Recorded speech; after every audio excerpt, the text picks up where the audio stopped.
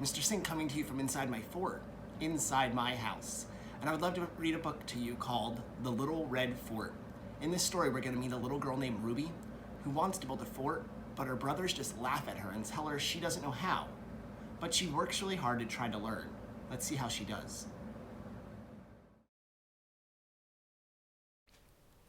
The Little Red Fort by Brenda Maier. Pictures by Sonia Sanchez. Ruby's mind was always full of ideas. One day, she found some old boards. "Who wants to help me build something?" she asked her brothers. Oscar Lee pretended not to hear her. Rodrigo gave her a look that could melt popsicles. Jose almost fell off the fence. "You don't know how to build anything," they said. Ruby shrugged. "Then I'll learn." And she did. "Who wants to help me draw the plans?" Ruby asked. The boys clutched their sides and howled with laughter. "Not me," said Oscar Lee. "I don't think so," said Rodrigo. "No way," said Jose. "I'm too busy." "Fine," said Ruby. "I'll draw them myself." And she did. Satisfied with her plans, Ruby asked, "Who wants to help me gather the supplies?" "Not me," said Oscar Lee. "I don't think so," said Rodrigo. "No way," said Jose. "I'm too busy." "Fine," said Ruby. "I'll gather them myself." And she did. When all the supplies were gathered, Ruby asked, "Who wants to help me cut the boards?" "Not me," said Oscar Lee. "I don't think so," said Rodrigo. "No way," said Jose. "I'm too busy." "Fine," said Ruby. "I'll cut them myself." And she did. Hey, wait a second. If we look closely at the picture here, the illustrator is showing us that who actually helped her? Maybe her mother? When all the boards were neatly cut, Ruby sang, "Who wants to help me hammer in the nails?" "Not me," said Oscar Lee.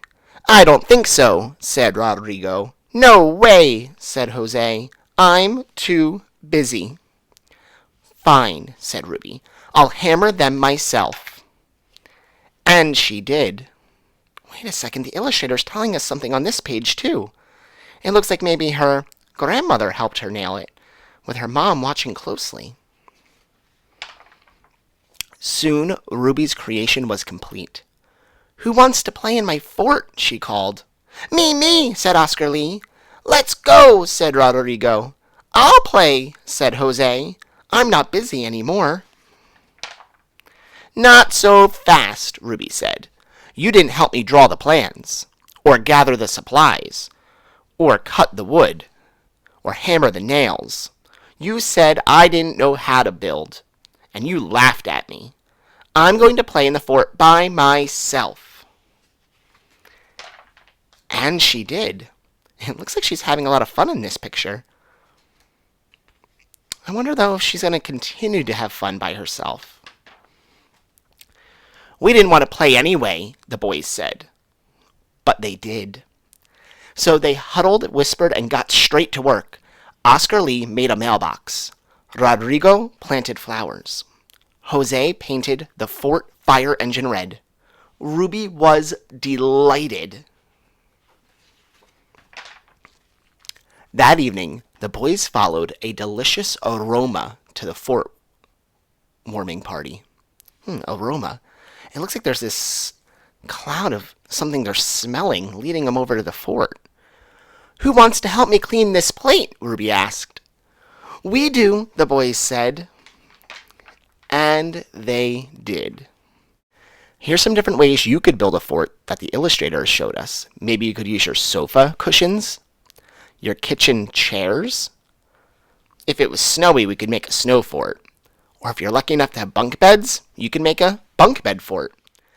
I hope you enjoyed that book, and I hope you've enjoyed building your forts. I really enjoyed seeing the pictures. for our STEAM challenge and for Virtual Spirit Day. Keep up the great work, everybody.